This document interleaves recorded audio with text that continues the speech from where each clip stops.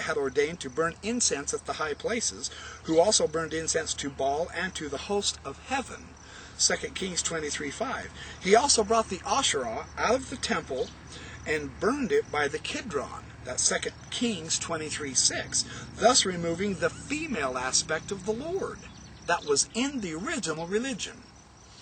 The Enochic history remembered this as the forsaking of wisdom, and that caused Israel to become apostate. And Deuteronomy actually stated that the law was a substitute for wisdom. But wisdom resurfaced later on in the Zohar, in the medieval times, in the Jewish Zohar. Josiah broke down the houses of the male cult prostitutes in the temple precincts, where the women wove hangings for Asherah, 2 Kings 23:7. The Hebrew consonants for male cult prostitutes are the same as for those of the holy ones, the angels. It's the Hebrew word kedoshim. This is why you better understand Hebrew if you're going to argue about the proper historical context of the Bible. And given what we know about the censorship methods of the ancient scribes, reading the letters in this way could have been deliberate. They deliberately mistranslated the text. It was the angels who were in the temple in the early religion. The later Deuteronomist writers translated that as male prostitutes. Ooh, that's serious. They are destroying the older original Israelite religion. These two elements alone indicate that Josiah abolished what is recognized as the veneration of wisdom and her 70 sons, the angels. Almost all that Josiah swept away can be matched to elements in the older religion, not in the cults of Canaan, but in the religion of the patriarchs and the prophets of the Old Testament.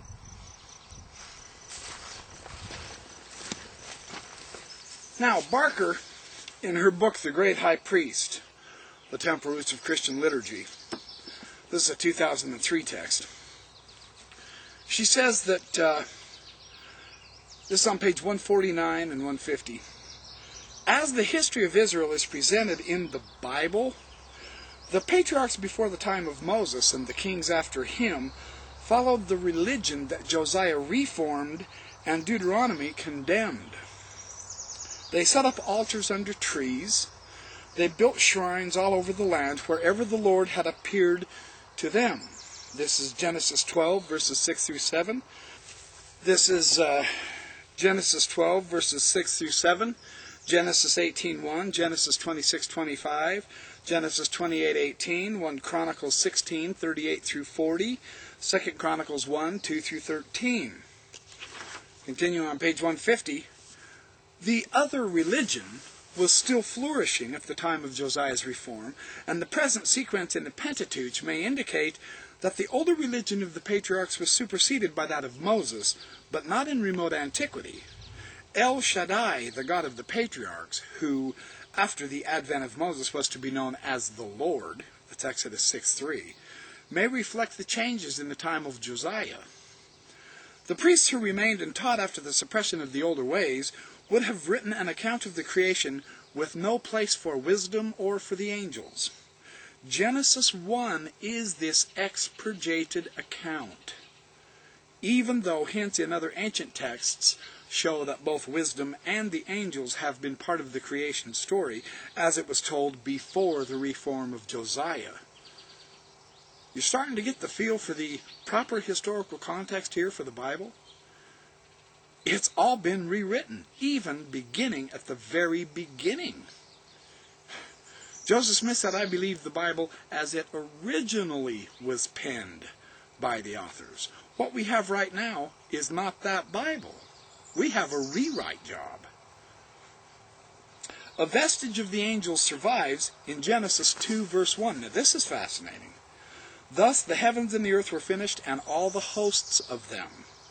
Even though there has been no mention of the heavenly host in the preceding account, a vestige of divine parenthood survives in the words, these were the generations, literally the begettings, of the heaven and the earth, Genesis 2, verse 4.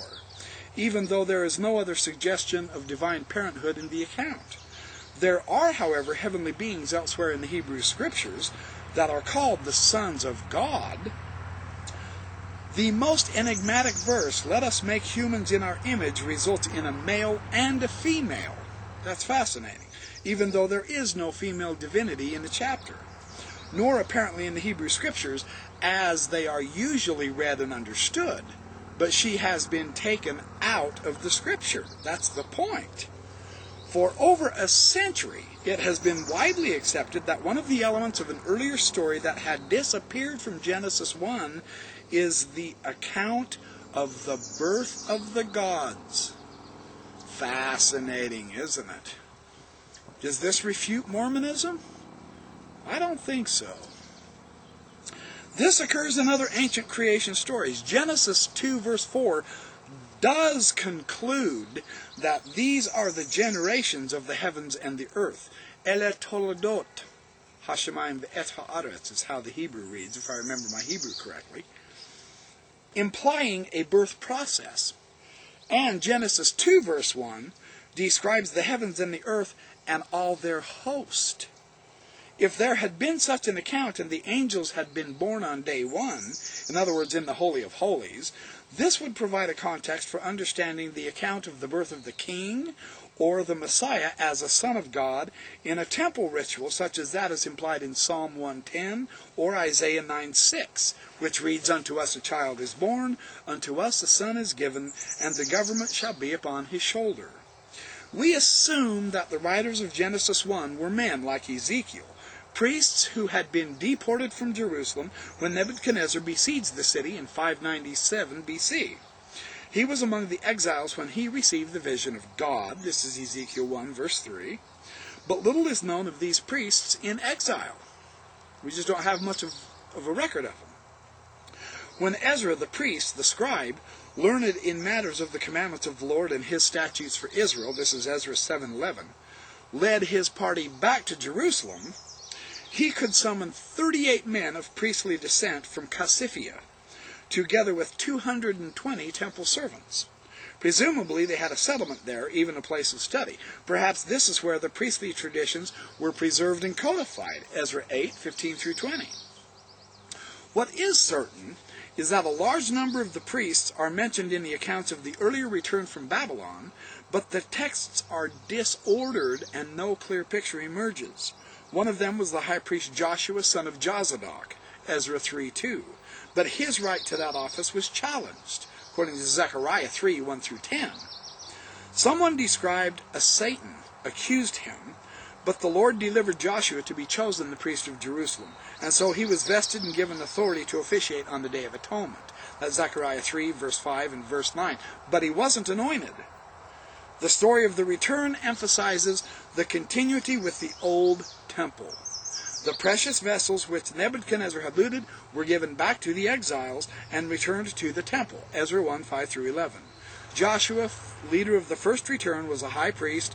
Ezra was a priest. Genealogies were carefully scrutinized, and anyone who couldn't demonstrate a pure priestly descent was not allowed into the office. Voices in the final chapters of Isaiah complained that the restored temple was a mockery, however. "What is this house which you have built for me?" Isaiah 66:1. "Those who offered sacrifices were no better than the foreign people with their unclean ways," according to Isaiah. So, this information, this background, well, and then he says, Malachi, of course, this is 152, Malachi condemned the priests of his time because they offered a polluted bread on the altar, and thus they polluted the Lord, Malachi 1:7. That bread used to be in the form of the Queen Mother, as Susan Ackerman has shown. Non-canonical writings give a similar view. Texts that give any indication of when the rift occurred in the priesthood all point to the same period. The Qumran texts are unanimous in identifying this as the time when Israel went astray. So is 1 Enoch and the community rule and the Damascus document. These all record different aspects of the disaster. An apostate generation with polluted bread on their altar, people under the dominion of Belial whose deeds were a defilement in the age of wrath.